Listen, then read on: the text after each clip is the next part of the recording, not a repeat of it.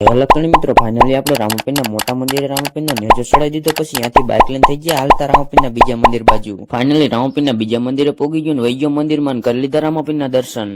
Finally રામાપીરના દર્શન કરી લીધા પછી ચડી દીધો રામાપીરનો નવો નેજો ને પછી ગણેશભાઈને લઈ લીધા વ્લોગમાં. ગણેશભાઈને વ્લોગમાં લઈ લીધા પછી કરી નાખ્યા રામાપીરને કંકુના ચાંદલા ને નેજાને પણ કરી નાખ્યા કંકુના ચાંદલા ને પછી નેજો લઈને ચડી ગયા મંદિર ઉપર. તો ફાઇનલી રામાપીરના મંદિર ઉપર ચડી ગયા પછી હેઠે ઉભાથી બધાનો સીન લઈ લીધો વ્લોગમાં. ઉપર હતા નિકોલભાઈ એટલે એમને પણ વ્લોગમાં લઈને પછી ફરકાયો રામાપીરનો નેજો. ફાઇનલી રામાપીરનો નેજો ફરકાવીને ઉતરી ગયો 150 ની સ્પીડમાં હેઠો ઉતરીને વહી ગયો રામાપીરના મંદિરમાં, જમાડી દીધા રામાપીરને. રામાપીરને જમાડીને પગે લાગીને આવી ગયો મંદિર બહાર આવીને જોયું તો નેજા ઉપર બેઠી હતી ચકલીને, થઈ ગયા રામાપીરના દર્શન. તો કોમેન્ટમાં જય બાબા લખી નાખજો ને પછી થોડીક જ વારમાં કરી નાખ્યા રામાપીરના ધૂપ ધુમાડા ને થોડીક જ વારમાં થઈ ગઈ રામાપીરની શોભાયાત્રા ચાલુ.